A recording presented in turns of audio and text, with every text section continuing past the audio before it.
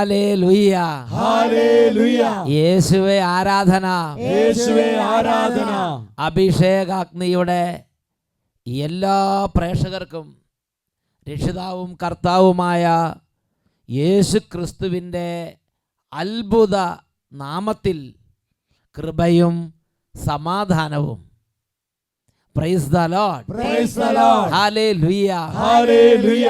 പ്രിയപ്പെട്ട ദൈവമക്കളെ, പ്രഭാഷകന്റെ പുസ്തകത്തിൽ 38 അധ്യായം 9 തിരുലിഖിതം, മകനെ, രോഗം വരുമ്പോൾ ഉദാസീനനാകാതെ കർത്താവിനോട് നീ പ്രാർത്ഥിക്കുക, അവിടുന്ന് നിന്നെ സുഖപ്പെടുത്തും.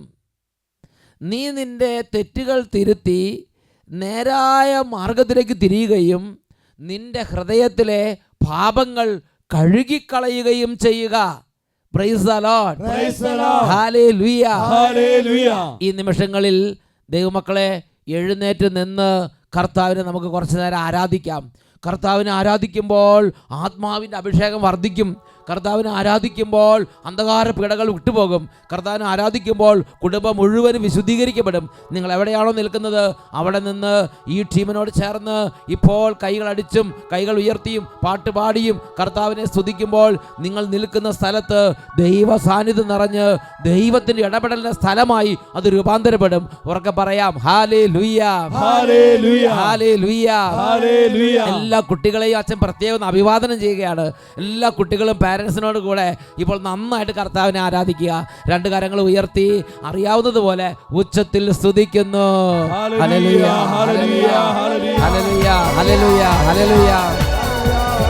ദൈവപിതാവിന് ആരാധന, ദൈവപിതാവിന് ആരാധന, ദൈവപിതാവിന് ആരാധന, ആരാധന, ദൈവപിതാവിന് ആരാധന, ആരാധന, ദൈവപിതാവിന് ആരാധന. കരങ്ങൾ അടിച്ച് ദൈവപിതാവിന് ആരാധന, പിതാവേ, ദൈവപിതാവിന് ആരാധന, പിതാവേ, ദൈവപിതാവിന് ആരാധന. ഹല്ലേലൂ, ഹല്ലേലൂ, ഹല്ലേലൂ, ഹല്ലേലൂ, ഹല്ലേലൂ, ഹല്ലേലൂയ. ഉണർവോടെ ഹല്ലേലൂ, ഹല്ലേലൂ, ഹല്ലേലൂ, ഹല്ലേലൂ, ഹല്ലേലൂ, ഹല്ലേലൂയ. ഹല്ലേലൂ, ഹല്ലേലൂ, ദൈവമായ ഹല്ലേലൂ, കർത്താവേ, ഹല്ലേലൂ, ഹല്ലേലൂയ. അങ്ങയുടെ അത്യത്ഭുത ശക്തി ഇപ്പോൾ വർഷിക്കണമേ. ഹല്ലേലൂ, ഹല്ലേലൂ, ഹല്ലേലൂ, കുടുംബങ്ങളെ സന്ദർശിക്കണമേ. ഹല്ലേലൂ, ഹല്ലേലൂയ. രോഗികളെ സ്പർശിക്കണമേ. തകർന്ന ഹൃദയങ്ങളെ ആശ്വസിപ്പിക്കണമേ. എല്ലാ ദൈവമക്കളും ഇരുവശങ്ങളിലേക്ക് പതുക്കെ വന്ന് അനങ്ങി കാലുകളൊന്ന് മാറ്റി മാറ്റി ചവിട്ടി നന്നായി കൈയടിച്ച് ദൈവപുത്രനായ യേശുവിനെ ആരാധിക്കുന്നു. യേശുനാഥന് ആരാധന, യേശുനാഥന് ആരാധന, യേശുനാഥന് ആരാധന, യേശുനാഥന് ആരാധന. ചേർന്ന് പാടി ആരാധിക്കുന്നു. യേശുനാഥന് ആരാധന, യേശുനാഥന് ആരാധന, യേശുനാഥന് ആരാധന, യേശുനാഥന് ആരാധന. കൈകൾ ഉയർത്തി കൈയടിച്ച് ഹല്ലേലൂ, ഹല്ലേലൂ, ഹല്ലേലൂ, ഹല്ലേലൂ, ഹല്ലേലൂയ.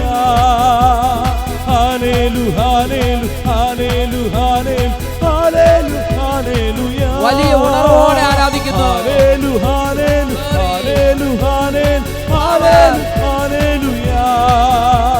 ഹല്ലേലൂ, ഹല്ലേലൂ, ഹല്ലേലൂ, ഹല്ലേലൂ, ഹല്ലേലൂയ. കരങ്ങൾ ഉയർത്തി ഉച്ചത്തിൽ സ്തുതിക്കുന്നു.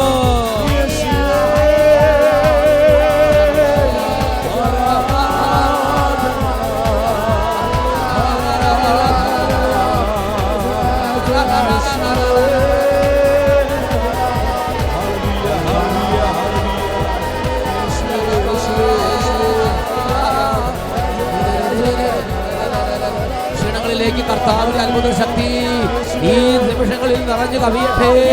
Glory, glory, glory, glory. Oh കർത്താവേ, സ്പർശിക്കണമേ. തളർന്ന ഹൃദയങ്ങളെ തൊടണമേ. ഇപ്പോൾ ഇടപെടണമേ. വിദ്യാർത്ഥികളെ അനുഗ്രഹിക്കണമേ. യുവതിവാക്കന്മാരെ സ്പർശിക്കണമേ. കുടുംബങ്ങളെ ഉണർത്തണമേ. Hallelujah, hallelujah, hallelujah, hallelujah, hallelujah.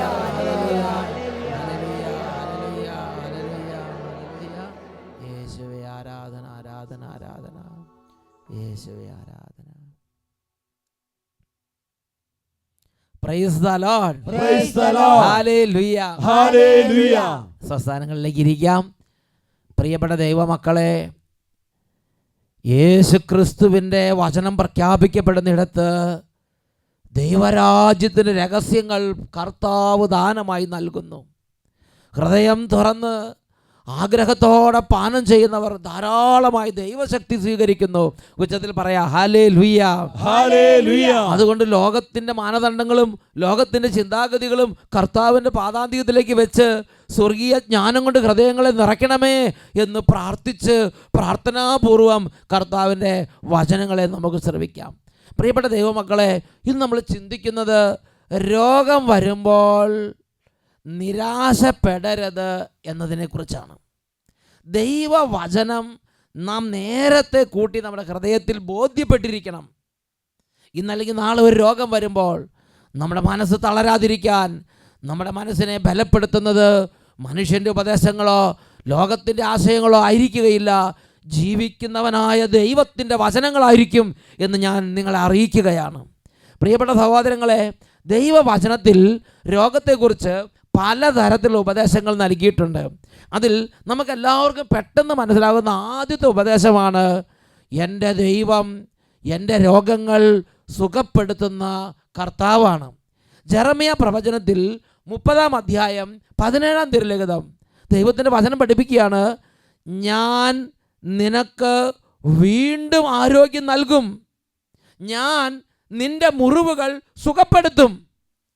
എൻ്റെ മക്കളെ, ഒരു രോഗമോ ക്യാൻസറോ എന്തെങ്കിലും കിഡ്നി സംബന്ധമായ രോഗങ്ങളോ മാരകവ്യാധികളോ ചികിത്സ രോഗങ്ങളോ ഡോക്ടർ ഉപേക്ഷിച്ച രോഗങ്ങളോ മരണകരമായ അവസ്ഥയോ മരണത്തിൻ്റെ വക്കത്താണെങ്കിൽ പോലും ഞാനും നിങ്ങളും കർത്താവിനോട് പ്രാർത്ഥിക്കണം.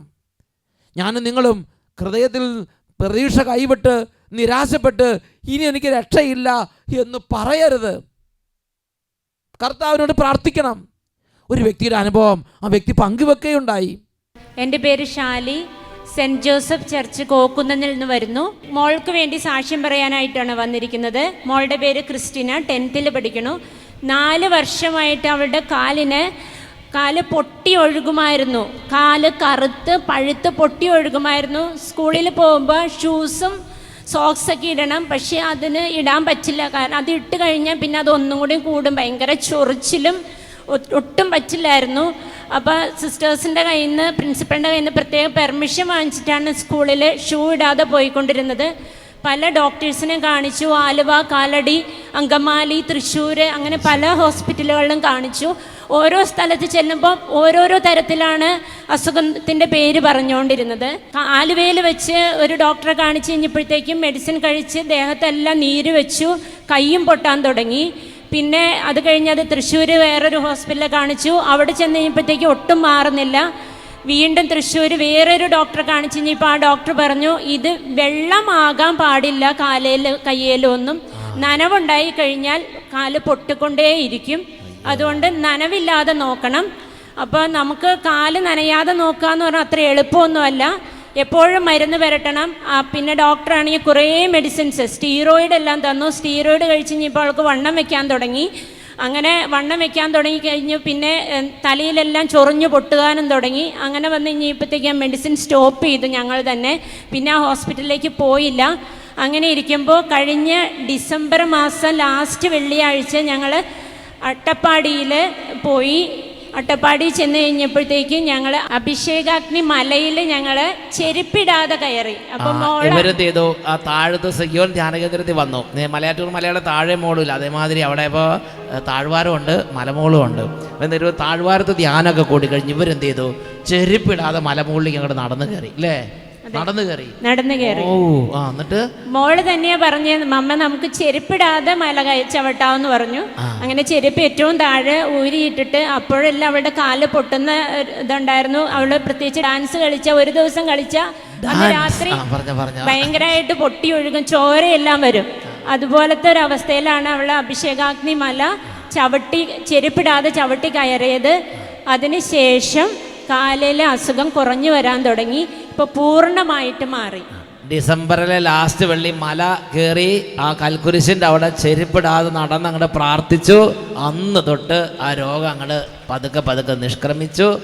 ഇപ്പൊ കാല് പരിപൂർണമായി മറ്റേത് കറുത്ത് പടച്ചിരിക്കരുത് അല്ലേ, കറുത്ത് ഇങ്ങനെ കുഷ്ഠം പിടിച്ച പോലെ ഇങ്ങനെ പഴുത്തൊഴുകുമായിരുന്നു. ഭയങ്കര സ്മെല്ലായിരുന്നു. സ്മെല്ലായിട്ട് അടുത്തിരിക്കുന്ന ക്ലാസ്സിൽ പോകുമ്പോൾ അടുത്തിരിക്കുന്ന കുട്ടികൾ പറയായിരുന്നു, നിന്റെ കാലിന് ഭയങ്കര സ്മെല്ലാണല്ലോ. പിന്നെ ചെരുപ്പുകൾ മാറി മാറി ഉപയോഗിക്കാൻ തുടങ്ങി. കാരണം ഒന്ന് നനഞ്ഞു കഴിഞ്ഞാൽ ഈ സ്മെല്ലായിട്ട് ആ ചെരുപ്പ് പിന്നെ ഉപയോഗിക്കാൻ പറ്റില്ല. അങ്ങനെ ഭയങ്കര ബുദ്ധിമുട്ടുള്ള സ്ഥിതി. ആ സാഹചര്യം മാറി ഒറ്റ ദിവസം കൊണ്ടല്ലേ. തീർച്ചയായിട്ടും. ഞാൻ ദുബായിലായിരുന്നു. മോൾക്ക് ഈ അസുഖം വന്നിട്ട് ഞാൻ റിസൈൻ ചെയ്ത് നാട്ടിലെത്തിയത്. ഇത് എത്ര നാളായിട്ടുള്ള പ്രശ്നമാണ്? 4 വർഷമായിട്ട്. എൻ്റെ പിതാവേ, 4 വർഷമായിട്ട്. കുട്ടി 2 വാക്ക് സംസാരിച്ചേ. ശരിക്കും 4 വർഷമായിട്ടുണ്ടോ? 4 വർഷമായിട്ടുണ്ടായി. അയ്യോ, ഭയങ്കര ബുദ്ധിമുട്ടായിരുന്നില്ലേ?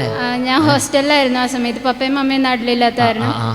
ഹോസ്റ്റലിൽ വെച്ച് ഇങ്ങനെ വന്ന കാരണം സിസ്റ്റേഴ്സ് പറഞ്ഞു ഇങ്ങനെ പോയാൽ ശരിയാവില്ല, അവിടെ വെച്ച് തന്നെയാണ് സൈഡ് എഫക്റ്റ് വന്ന എൻ്റെ മുഖം ഒക്കെ ചീർത്ത് വന്നു. ഈ മരുന്നൊക്കെ കണ്ട് എടുക്കാൻ തുടങ്ങിയപ്പോണ്ടല്ലോ സൈഡ് ഇഫക്റ്റ് ആയിട്ട് മുഖമൊക്കെ തന്നെ തടി വെക്കുക. എന്താ ചെയ്യാൻ? എന്നിട്ട് ഞങ്ങൾ 2 തവണ പോയായിരുന്നു അഭിഷേകാഗ്നി ഹിൽസിൽ പോയില്ല, ധ്യാനത്തിന് കൂടി. അപ്പോൾ ലാസ്റ്റ് ഞങ്ങൾ വിചാരിച്ചു അഭിഷേകാഗ്നി ഹിൽസിൽ പോവാന്ന്. ഒരു ദിവസം ഹിൽസിൽ പോകാന്ന് വിചാരിച്ചു. അങ്ങനെ അഭിഷേകാഗ്നി ഹിൽസിലേക്ക് പോയി. ആ ഹിൽസിന്റെ മുകളിലാണ് കൽക്കുരിശ് വെച്ചിരിക്കുന്നത്. കൽക്കുരിശ്, ആ കൽക്കുരിശിന്റെ അവിടേക്ക് അങ്ങോട്ട് പോയി. അപ്പോൾ എനിക്ക് തോന്നിയില്ല. കാരണം എനിക്ക് സാധാരണ മണ്ണിക്കൂടെ നടക്കുമ്പോൾ തന്നെ പൊട്ടി ഒലിക്കുമായിരുന്നു. തറയിൽ നിൽക്കുമ്പോൾ തന്നെ എനിക്ക് പറ്റത്തില്ലായിരുന്നു. കാലിന്ന് പൊട്ടി പഴുപ്പ് ഇങ്ങനെ ഒഴുകുന്ന അവസ്ഥയായിരുന്നു അല്ലേ? എന്നിട്ട് കറുത്ത് ഇതായിട്ട് ഓരോ ഫംഗ്ഷന് എന്തെങ്കിലും പോകുമ്പോൾ ചെരുപ്പ് ധരിച്ചുകൊണ്ട് പോകുമ്പോൾ ഭയങ്കര നാണക്കേടായിരുന്നു. കാരണം ഇങ്ങനെ ഒരു അവസ്ഥയിൽ ഞാൻ ഭയങ്കരമായിട്ട് ഒതുങ്ങിപ്പോയായിരുന്നു. ശരിക്കും ആ ഒരു സ്ഥലത്തേക്കും പോകാതെ പുറകോട്ട് ഒതുങ്ങി എല്ലാത്തിൽ നിന്ന് മാറി മുറിക്കുള്ളിലേക്കായി. അതുപോലെ ആയി. കാരണം ഒന്ന് ചീഞ്ഞ മണം, 2 ഇങ്ങനെ പഴുപ്പൊഴുകുന്നു. പിന്നെ ആളുകൾ ചോദിക്കണു, വേദന, പിന്നെ ഇതിങ്ങനെ കൂടെ നടക്കണ്ടേ ഇതൊക്കെ. അതെല്ലാം കൂടെ കുട്ടി വിഷമിച്ച്. അപ്പോഴാണ് കുട്ടിയുടെ ഉള്ളിൽ പറഞ്ഞത്, നീ ഇങ്ങനെ ധ്യാനം കൂടെ നല്ലത് തന്നെ, പക്ഷെ അഭിഷേകാഗ്നി ഹിൽസിൻ്റെ മുകളിൽ ഒരു കൽക്കുരിശുണ്ട്, അവിടേക്ക് നടന്ന് കയറിക്കോളാൻ പറഞ്ഞു. ഉള്ളിൽ തോന്നിയില്ലേ അല്ലേ? 2 ഡോക്ടേഴ്സ് പറഞ്ഞത് ഇതൊരിക്കലും ക്യൂർ ആവില്ല, എപ്പോഴും മരുന്ന് പറ്റിക്കൊണ്ടിരിക്കണം. ചില ദിവസം രാത്രി എനിക്ക് ഉറങ്ങാൻ പറ്റിയിട്ടില്ല ഈ വേദന കാരണം. പഴുപ്പ് മാത്രമല്ല, വേദന കൊണ്ട് പൊളയുന്ന അവസ്ഥയായിരുന്നു. രാത്രി ഉറങ്ങാതെ നേരം വെളുക്കണവരെ വേദനിച്ചിരിക്കുക. അപ്പോൾ എന്തായാലും ഡോക്ടർമാർ പറഞ്ഞു ചിലപ്പോൾ ഇത് മാറാൻ സാധ്യത ഉണ്ടാവില്ല, ജീവിതകാലം മുഴുവൻ മരുന്ന് കഴിക്കേണ്ടി വരുന്നൊക്കെ ചില ഡോക്ടർമാർ പറഞ്ഞു അല്ലേ? ഡോക്ടർമാർ പറഞ്ഞു എപ്പോഴും മരുന്ന് പറ്റിക്കൊണ്ടിരിക്കണം, മരുന്ന് സ്റ്റോപ്പ് ചെയ്യാൻ പാടില്ല എന്ന് പറഞ്ഞു. സ്റ്റീറോയിഡ് ഒന്നും എനിക്ക് ഒട്ടും പറ്റാണ്ടായി, വണ്ണം വെച്ച് വന്നു. അപ്പോൾ പിന്നെ അതും നിർത്തി. കർത്താവ് അതുകൊണ്ട് മലയെ വെച്ച് സുഖപ്പെടുത്തി. പ്രിയപ്പെട്ട ദൈവമക്കളെ, ഇതാണ് പ്രഭാഷകന്റെ പുസ്തകം 38-ാം അധ്യായം 9-ാം വാക്യത്തിൽ കർത്താവ് പറയണത്. മകനെ, രോഗം വരുമ്പോൾ ഉദാസീനനാകരുത്. മകനെ, രോഗം വരുമ്പോൾ നിരാശപ്പെടരുത്. മകനെ, രോഗം വരുമ്പോൾ ഉദാസീനനാകാതെ നീ കർത്താവിനോട് പ്രാർത്ഥിക്കണം. അവിടുന്ന് നിന്നെ സുഖപ്പെടുത്തും. യാക്കോബ് ശ്ലീഹ ലേഖനം 5-ാം അധ്യായം 13-ാം വാക്യത്തിലും ഈ ഒരു ദൂത് നൽകുന്നുണ്ട്. Saint James chapter 5 verse 13. Is anyone among you suffering, let him pray. നിങ്ങളുടെ ഇടയിൽ ദുരിതം അനുഭവിക്കുന്നവൻ പ്രാർത്ഥിക്കട്ടെ, ആഹ്ലാദിക്കുന്നവൻ സ്തുതിഗീതം ആലപിക്കട്ടെ. പ്രിയപ്പെട്ട ദൈവമക്കളെ, അങ്ങനെ എൻ്റെയോ നിങ്ങളുടെയോ രോഗത്തിൽ, എൻ്റെയോ നിങ്ങളുടെയോ തകർച്ചയിൽ ഞാനും നിങ്ങൾ കർത്താവിനെ വിളിച്ച് അപേക്ഷിച്ചാൽ ദൈവം വിശുദ്ധ ലിഖിതങ്ങളോട് നൽകിയിരിക്കുന്ന ഒരു വാഗ്ദാനമാണ്. അവിടുന്ന് നിനക്ക് വീണ്ടും ആരോഗ്യം നൽകും. അവിടുന്ന് നിൻ്റെ മുറിവുകൾ സുഖപ്പെടുത്തും. ജെറമ്യ 30:17 നാം അത് വായിച്ചു. സന്തോഷത്തോടെ ഉറക്കെ പറഞ്ഞ് ഹല്ലേലൂയ. ഇപ്പോൾ ക്യാൻസർ പിടിച്ചിരിക്കുന്നവരുണ്ട്, മാരകമായ അവസ്ഥയിരിക്കുന്നവരുണ്ട്. പ്രിയമക്കളെ, നിരാശപ്പെടരുത്. ഇത് കർത്താവ് നിൻ്റെ ജീവിതത്തിൽ ഇടപെടാനുള്ള ഒരു വേദിയാക്കി കർത്താവ് മാറ്റും. എന്നുറക്കെ പറഞ്ഞേ ഹല്ലേലൂയ. കരഞ്ഞ് പ്രാർത്ഥിക്കണം, പ്രത്യാശയോടെ പ്രാർത്ഥിക്കണം, നിരാശപ്പെടാതെ പ്രാർത്ഥിക്കണം.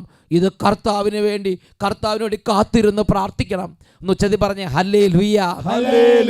അപ്പോൾ രോഗത്തിൽ നമ്മൾ ചെയ്യേണ്ട ആദ്യത്തെ കാര്യം, നിരാശപ്പെടാതെ കർത്താവിനോട് പ്രാർത്ഥിക്കുക. ഇനി രണ്ടാമത്തെ കാര്യം, അത് നമ്മൾ കാണുന്നത് കൊറിന്ത്യോസ്കാർക്ക് എഴുതിയ 2-ാം ലേഖനത്തിൽ 12-ാം അധ്യായം 7 തൊട്ട് 10 വരെയുള്ള തിരുലിഖിതങ്ങൾ. 2 Corinthians chapter 12 verses 7 to 10. അവിടെ പൗലോസ് ശ്ലീഹ ഒരു ജീവിതാനുഭവം പങ്കുവെക്കുകയാണ്. പൗലോസ് ശ്ലീഹ പറയുകയാണ്, എനിക്ക് എൻ്റെ ശരീരത്തിൽ ഒരു മുള്ള് നൽകപ്പെട്ടിരിക്കുന്നു. പ്രിയപ്പെട്ട ദൈവമക്കളെ, പൗലോസ് ശ്ലീഹ ഈ മുള്ളൊന്ന് മാറ്റിക്കിട്ടാൻ വേണ്ടി ഒരുപാട് തവണ, പലതവണ, 3 തവണ പ്രാർത്ഥിച്ചു എന്ന് രേഖപ്പെടുത്തപ്പെട്ടിരിക്കുകയാണ്. എന്നിട്ടും ദൈവം ആ മുള്ളെടുത്ത് മാറ്റിയില്ല. ഈ മുള്ളെന്ന് പറയുന്നത് ചില ആളുകൾ ചില വിധത്തിൽ വ്യാഖ്യാനിക്കുന്നുണ്ടെങ്കിലും ബൈബിൾ പണ്ഡിതന്മാരുടെ അഭിപ്രായത്തിൽ ശരീരത്തിൽ പൗലോസ് അപ്പോസ്തലൻ സഹിച്ചിരുന്ന ചില രോഗപീഠകളെക്കുറിച്ചുകൂടെ ധ്വനിയുണ്ട് എന്നാണ് പറയുന്നത്. ദൈവത്തിൻ്റെ വചനം 2 കൊറിന്തോസ് 12-ാം അധ്യായം 7 മുതലുള്ള വാക്യങ്ങൾ. 2 Corinthians chapter 12 verses 7 onwards. വെളിപാടുകളുടെ ആധിക്യത്താൽ ഞാൻ അധികം ആഹ്ലാദിക്കാതിരിക്കേണ്ടതിന് ശരീരത്തിൽ ഒരു മുള്ള് എനിക്ക് നൽകപ്പെട്ടിരിക്കുന്നു. അതായത് എന്നെ ശല്യപ്പെടുത്തുന്നതിനും മതിമറന്ന് ആഹ്ലാദിക്കാതെ എന്നെ നിയന്ത്രിക്കുന്നതിനും വേണ്ടിയുള്ള പിശാചിൻ്റെ ദൂതൻ. അത് എന്നെ വിട്ടകലാൻ വേണ്ടി 3 പ്രാവശ്യം ഞാൻ കർത്താവിനോട് അപേക്ഷിച്ചു. എന്നാൽ അവിടുന്ന് എന്നോട് അരുളി ചെയ്തു, നിനക്ക് എൻ്റെ കൃപ മതി. എന്തെന്നാൽ ബലഹീനതയിലാണ് എൻ്റെ ശക്തി പൂർണ്ണമായി പ്രകടമാകുന്നത്. ക്രിസ്തുവിൻ്റെ ശക്തി എൻ്റെ മേൽ ആവസിക്കേണ്ടതിന് ഞാൻ പൂർവാധികം സന്തോഷത്തോടെ എൻ്റെ ബലഹീനതകളെക്കുറിച്ച് പ്രശംസിക്കും. പൗലോസ് ശ്ലീഹ തൻ്റെ ശരീരത്തിലെ ഈ ഒരു വേദനയെക്കുറിച്ച് പങ്കുവെക്കുകയാണ്. പ്രിയപ്പെട്ട സഹോദരങ്ങളെ, പൗലോസ് ശ്ലീഹ കർത്താവിൻ്റെ പ്രിയപ്പെട്ട ശിഷ്യനാണ്, വലിയ ദൈവരാജ്യ വേല ചെയ്യുന്ന വ്യക്തിയാണ്. പക്ഷെ ശരീരത്തിൽ നിരന്തരം ചില രോഗപീഠകൾ അലട്ടിക്കൊണ്ടിരുന്നു. മരിച്ചവരെ പോലും ഉയർപ്പിച്ച ആളാണ് പൗലോസ് അപ്പോസ്തലൻ. പക്ഷേ ശരീരത്തിൽ നിരന്തരം ചില രോഗപീഠ അലട്ടിക്കൊണ്ടിരുന്നു. അപ്പോൾ പൗലോസ് ശ്ലീഹ ദൈവസന്നിധി പ്രാർത്ഥിച്ചു, ദൈവമേ, ഈ സഹനം, ഞാൻ സുവിശേഷ വേല ചെയ്യുന്ന ആളല്ലേ, ഈ സഹനം ഒന്ന് എടുത്ത് ഈ രോഗം ഒന്ന് മാറ്റി തരണമേ. പക്ഷേ കർത്താവ് പറഞ്ഞു, ആ മുള്ള അവിടെ ഇരിക്കട്ടെ, നിനക്കെൻ്റെ കൃപ മതി. പ്രിയപ്പെട്ട ദൈവമക്കളെ, ചിലപ്പോൾ നമ്മുടെ രോഗാവസ്ഥയിൽ നാം തീക്ഷ്ണമായി കർത്താവിനോട് പ്രാർത്ഥിച്ചിട്ടും ചില രോഗങ്ങൾ മാറാതിരിക്കുന്നുണ്ടെങ്കിൽ അത് വലിയ ഉപരി മഹത്വത്തിന് കർത്താവ് അത് കാരണമാക്കി രൂപാന്തരപ്പെടുത്തും. എൻ്റെയും നിങ്ങളുടെ ജീവിതത്തിൽ ഒരു ചെറിയ കാര്യം പോലും അന്യായമായി കർത്താവ് നമ്മളുടെ മേൽ കെട്ടിവെക്കുകയില്ല, ഇത് ഉറപ്പ്. അന്യായമായി നാം അർഹിക്കുന്നതിൽ കൂടുതൽ അവിടുന്ന് നമ്മിൽ നിന്ന് ഈടാക്കുകയില്ല. ഒരു കാര്യം നമ്മൾ പ്രാർത്ഥിച്ചിട്ടും മാറിപ്പോകുന്നില്ലെങ്കിൽ, അത് കർത്താവ് ആ ശരീരത്തിൽ ഇരിക്കാൻ അനുവദിച്ചിട്ടുണ്ടെങ്കിൽ, ഞാനും നിങ്ങൾ മനസ്സിലാക്കണം, എൻ്റെ സ്വർഗസ്ഥനായ പിതാവിൻ്റെ അനുമതി കൂടാതെ തലയിലെ ഒരു മുടിനാരിഴ പോലും വീഴുകയില്ല എന്ന് പറഞ്ഞ് നമ്മുടെ കർത്താവ് നമുക്കൊരു കാര്യം ഉറപ്പ് തന്നിട്ടുണ്ട്. സ്വർഗസ്ഥനായ പിതാവ് അനുവദിക്കാതെയും സ്വർഗസ്ഥനായ പിതാവ് അംഗീകരിക്കാതെയും ഒന്നും നമ്മുടെ ശരീരത്തിൽ വരികയില്ല. അങ്ങനെ ആ ശരീരത്തിൽ രോഗം വന്നു, ആ രോഗം മാറാൻ വേണ്ടി പ്രാർത്ഥിക്കാൻ കർത്താവ് ബൈബിളിലൂടെ നമുക്ക് നിർദ്ദേശം നൽകി. ആ ബൈബിൾ നിർദ്ദേശം അനുസരിച്ച്, ദൈവവചനം അനുസരിച്ച് ഞാനും നിങ്ങളും മുട്ടിപ്പായി കരഞ്ഞ് പ്രത്യാശയോടെ പ്രാർത്ഥിച്ചിട്ടും ആ രോഗം മാറുന്നില്ല, ആ രോഗം ശരീരത്തിൽ ഇരിക്കുകയാണെങ്കിൽ ഞാനും നിങ്ങളും നിരാശപ്പെടരുത്, രോഗത്തിൽ നിരാശപ്പെടരുത്. പ്രാർത്ഥിച്ചിട്ട് മാറിയില്ലെങ്കിൽ നിരാശപ്പെടരുത്. പിന്നെ എന്ത് ചെയ്യണം? ദൈവമായ കർത്താവിൻ്റെ പദ്ധതിയെക്കുറിച്ച് അറിഞ്ഞ് ആഹ്ലാദിക്കാൻ തുടങ്ങണം, അതിൽ സന്തോഷിക്കാൻ തുടങ്ങണം. ഇതുവഴി വലിയൊരു മഹത്വം എൻ്റെ ജീവിതത്തിലേക്കും എൻ്റെ കുടുംബത്തിലേക്കും കർത്താവ് തരാൻ വേണ്ടി ഒരു മുള്ള് എൻ്റെ ശരീരത്തിൽ വെച്ചിരിക്കുന്നു. എൻ്റെ ആത്മാവിന് നിത്യരക്ഷയെ പ്രതി ഒരു മുള്ള് കർത്താവ് എൻ്റെ കുടുംബത്തിൽ നൽകിയിരിക്കുന്നു. ഞാനും നിങ്ങളത് മനസ്സിലാക്കണം. സ്ലീഹന്മാർ എത്രയോ ഉയർന്ന ആളുകളാണ്, എന്നിട്ട് അവർ പ്രാർത്ഥിച്ചിട്ടും ചില രോഗങ്ങൾ മാറിപ്പോയില്ല എന്നല്ലേ ഇതിൻ്റെ അർത്ഥം. ഫ്രാൻസിസ് അസീസി എന്ന് പറയുന്ന പുണ്യവാളൻ എത്രയോ വലിയ വിശുദ്ധിയും എത്രയോ ദൈവത്തിൻ്റെ അനുഭവം കൊണ്ട് നിറഞ്ഞ ദൈവത്തിൻ്റെ സ്വന്തം ഒരു ജീവിതമായിരുന്നു അത്. എന്നാൽ ഫ്രാൻസിസ് അസീസിയുടെ ജീവിതത്തിൽ പല രോഗങ്ങളും നിരന്തരം അലട്ടിക്കൊണ്ടിരുന്നു. അസീസി പുണ്യ ഒരിക്കൽ പോലും അതിനെക്കുറിച്ച് സങ്കടപ്പെടുകയോ നിരാശപ്പെടുകയോ ചെയ്യുന്നില്ല. അതുപോലെ ഫ്രാൻസിസ് സേവിയർ പുണ്യവാളൻ വളരെ തീക്ഷ്ണമതിയായ കർത്താവിൻ്റെ ദാസൻ. എന്നാൽ 50 വയസ്സ് പോലും തികയുന്നതിന് മുമ്പ് ചില രോഗകരമായ അവസ്ഥകളിലൂടെ അദ്ദേഹം മരണം വരിക്കുകയാണ്. അതുപോലെ ഓരോ വിശുദ്ധരും, വിശുദ്ധ കൊച്ചു ത്രേസ്യ പുണ്യവതി, വിശുദ്ധ അന്തോനീസ് പുണ്യവാളൻ, പ്രിയപ്പെട്ട ദൈവമക്കളെ, ദൈവത്തോട് നിരന്തരം സഹവസിച്ച് നടന്നവർ, അവരെ രോഗം മാറാൻ വേണ്ടി പ്രാർത്ഥിക്കാൻ ദൈവത്തിൻ്റെ വചനത്തിൻ്റെ നിർദ്ദേശം അനുസരിച്ച് പ്രാർത്ഥിച്ചിട്ടുണ്ട്. പൗലോസ് അപ്പോസ്തലൻ പറഞ്ഞു, ഞാൻ 3 തവണ പ്രാർത്ഥിച്ചു. അതുപോലെ ഒരു വ്യക്തി എന്ന നിലയിൽ, മനുഷ്യൻ എന്ന നിലയിൽ നമ്മൾ പ്രാർത്ഥിക്കും. എന്നിട്ടും അത് മാറാതിരിക്കുന്നുണ്ടെങ്കിൽ നിരാശപ്പെടരുത്. അത് ഞാനും നിങ്ങളും മതിമറന്ന് ആഹ്ലാദിച്ച് നെകളിച്ച് പാപത്തിൽ വീണ് മരിച്ച് നിത്യനരകത്തിൽ നിബന്ധിക്കാതിരിക്കുന്നതിന് വേണ്ടി എൻ്റെയും നിങ്ങളുടെയും ആത്മാവ് നിത്യരക്ഷയ്ക്കും ഉപരികൃപയ്ക്കും വേണ്ടി ദൈവം ക്രമീകരിച്ചിരിക്കുന്ന ദൈവത്തിൻ്റെ ഒരു അനുഗ്രഹമായി അത് നമ്മൾ കണക്കാക്കണം. അതുകൊണ്ട് ശ്ലീഹ 2 കൊരിന്തോസ് 12-ാം അധ്യായം 9-10 വാക്യങ്ങൾ പറയുന്നത് എങ്ങനെയാണ്? എന്നെ അത് വിട്ടകലാൻ 3 തവണ പ്രാർത്ഥിച്ചു, എന്നാൽ അവിടുന്ന് എന്നോട് അരുളി ചെയ്തു, നിനക്ക് എൻ്റെ കൃപ മതി. എന്തെന്നാൽ ബലഹീനതയിലാണ് എൻ്റെ ശക്തി പൂർണ്ണമായി പ്രകടമാകുന്നത്. ക്രിസ്തുവിൻ്റെ ശക്തി എൻ്റെ മേൽ ആവസിക്കേണ്ടതിന് ഞാൻ പൂർവാധിക സന്തോഷത്തോടെ എൻ്റെ ബലഹീനതയെക്കുറിച്ച്, എൻ്റെ രോഗത്തെക്കുറിച്ച്, എൻ്റെ തകർച്ചയെക്കുറിച്ച് ഞാൻ പ്രശംസിക്കുമെന്ന് പറയുകയാണ്. വീണ്ടും പറയുന്നു, അതുകൊണ്ട് ബലഹീനതയിലും ആക്ഷേപങ്ങളിലും ഞെരുക്കത്തിലും പീഡനങ്ങളിലും അത്യാഹിതങ്ങളിലും ഞാൻ ക്രിസ്തുവിനെ പ്രതി സന്തുഷ്ടനാണ്. എന്തെന്നാൽ ബലഹീനനായിരിക്കുമ്പോഴാണ് ഞാൻ ശക്തനായിരിക്കുന്നത്.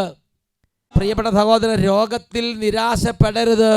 പകരം രോഗത്തിൽ പ്രാർത്ഥിച്ചിട്ടും മാറുന്നില്ലെങ്കിലും, പ്രാർത്ഥിച്ചിട്ടും ഒരു വ്യത്യാസം കാണുന്നില്ലെങ്കിലും നിരാശപ്പെടരുത്. രോഗത്തിൽ ദൈവത്തെ മഹത്വപ്പെടുത്തണം. രോഗത്തിൽ ദൈവത്തെ ഓർത്ത് ദൈവത്തെ സ്തുതിക്കണം. ഉച്ചത്തിൽ പറഞ്ഞേ ഹല്ലേലൂയ. അത് ദൈവത്തിൻ്റെ മഹത്വം ഉപരിയായ വിധം എൻ്റെയും എൻ്റെ കുടുംബത്തിൻ്റെയും ജീവിതത്തിൽ പ്രകടമാകാൻ കർത്താവ് ഒരു കാരണമായി എടുക്കും. ഈ നിമിഷങ്ങളിൽ നമുക്ക് എഴുന്നേറ്റ് നിൽക്കാം. മനസ്സിൽ ഇന്ന് വരെ വന്ന നിരാശകൾ, സങ്കടങ്ങൾ, ഇതെല്ലാം കർത്താവിൻ്റെ സന്നിധിയിലേക്ക് സമർപ്പിക്കാം. മനസ്സിൽ ഉത്തരം കിട്ടാതെ കിടക്കുന്ന ചോദ്യങ്ങൾ, ദൈവമേ എനിക്കിത് എന്തുകൊണ്ടിത് പ്രാർത്ഥിച്ചിട്ട് മാറുന്നില്ല? എൻ്റെ കർത്താവേ, അങ്ങനെ ഉപേക്ഷിച്ചുവോ? എന്താ അങ്ങൻ്റെ പ്രാർത്ഥന കേൾക്കാത്തത്?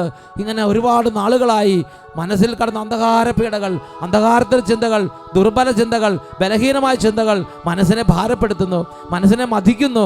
ഇന്ന് ഞാൻ കർത്താവിന് മുമ്പിൽ അതെല്ലാം സമർപ്പിക്കുകയാണ്. എൻ്റെ കർത്താവ് അറിയാതെ ഒരു മുടി നാരിഴ പോലും എൻ്റെ ശിരസിൽ നിന്ന് നിലം പതിക്കുകയില്ല എന്ന് അരുളി ചെയ്ത യേശുനാഥനിൽ ഞാൻ വിശ്വസിക്കുന്നു. എൻ്റെ യേശു എനിക്ക് പരിചയപ്പെടുത്തി തന്ന എൻ്റെ സ്വർഗസ്ഥനായ പിതാവിൽ ഞാൻ വിശ്വസിക്കുന്നു. എൻ്റെ പിതാവ് അറിയാതെ ഒന്നും സംഭവിക്കുകയില്ല. ഞാൻ പ്രാർത്ഥിച്ചിട്ട് മാറാതെ രോഗം എൻ്റെ ശരീരത്തിൽ ഇരിക്കുന്നുണ്ടെങ്കിൽ ഞാൻ നിരാശപ്പെടുകയില്ല, ആഹ്ലാദിക്കും. ദൈവമഹത്വം വെളിപ്പെടാൻ വേണ്ടി ഞാൻ കാത്തിരിക്കും. കരങ്ങൾ ഉയർത്തി സ്തുതിക്കുന്നു. Hallelujah, hallelujah. ഓ ദൈവമേ, ആരാധിക്കുന്നു, ദൈവമേ സ്തുതിക്കുന്നു. Glory, glory, glory, glory, glory, glory, glory, glory, glory, glory, glory. അന്ധകാരത്തിന്റെ ബലഹീന ചിന്തകൾ ഇപ്പോൾ വിട്ടുമാറി പോകട്ടെ. ഒരുക്കിയിരിക്കുന്ന വലകളും കെണികളും ഇപ്പോൾ തകരട്ടെ. ദൈവത്തിന്റെ മക്കൾ ഇപ്പോൾ വിടുതൽ പ്രാപിക്കട്ടെ. നിരാശയുടെ ചിന്തകൾ വിട്ടുപോകട്ടെ. നിരാശയെ യേശുനാമത്തിൽ ശാസിക്കുന്നു. മടുപ്പ് നിറഞ്ഞ ഹൃദയത്തെ യേശുനാമത്തിൽ ഇപ്പോൾ വിടുവിക്കുന്നു. പ്രത്യാശ നിറയട്ടെ, ദൈവ സ്നേഹം നിറയട്ടെ, ദിവ്യജ്ഞാനം നിറയട്ടെ, വെളിപാടുകൾ ലഭിക്കട്ടെ, ഉൾക്കാഴ്ചകളോട് നിറയട്ടെ. Glory, glory, glory, glory, glory, glory. Hallelujah. ഓ അരൂപിയേ, ജീവിക്കുന്ന ദൈവത്തിന്റെ ആത്മാവേ, നവ്യമായി എന്നിൽ ഇപ്പോൾ നിബദിക്കണമേ. Glory, glory, glory. അരൂപിയേ, നവ്യമായി ഞങ്ങളിൽ വസിക്കണമേ. പരിശുദ്ധാത്മാവേ, ജീവിക്കും ദൈവത്തിൻ അരൂപിയേ, അഭിഷേക ശക്തിയേ, നവ്യമായി ഞങ്ങളിൽ വസിക്കണമേ. ഉരുക്കി ഞങ്ങളെ വാർത്തെടുക്കൂ. സ്നേഹം നിറച്ചു നീ പ്രത്യാശ നിറയ്ക്കണമേ, സ്നേഹം നിറയ്ക്കണമേ, അഭിഷേകം നിറയ്ക്കണമേ, പ്രതീക്ഷ നിറയ്ക്കണമേ, കൃപ നിറയ്ക്കണമേ, ദൈവജ്ഞാനം നിറയ്ക്കണമേ. സ്നേഹം നിറച്ചു നീ ഉപയോഗിക്കൂ. സ്നേഹം നിറച്ചു നീ ഉപയോഗിക്കൂ.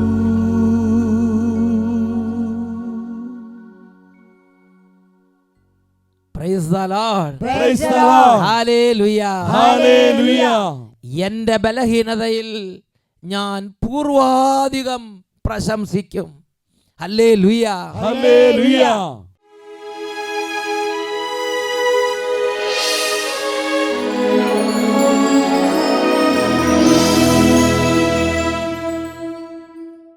പ്രിയപ്പെട്ട ദൈവമക്കളെ, ഇപ്പോൾ നമ്മുടെ അവസ്ഥ എന്തു തന്നെയാണെങ്കിലും, രോഗമോ ആരോഗ്യമോ തകർച്ചയോ ഉയർച്ചയോ അപമാനമോ നിന്ദനമോ എന്തു തന്നെയാകട്ടെ, ആ വേദനയിലിരുന്ന് ആ അവസ്ഥയിലിരുന്ന് കർത്താവ് യേശുവിനെ നമുക്ക് ഏറ്റുപറയാം.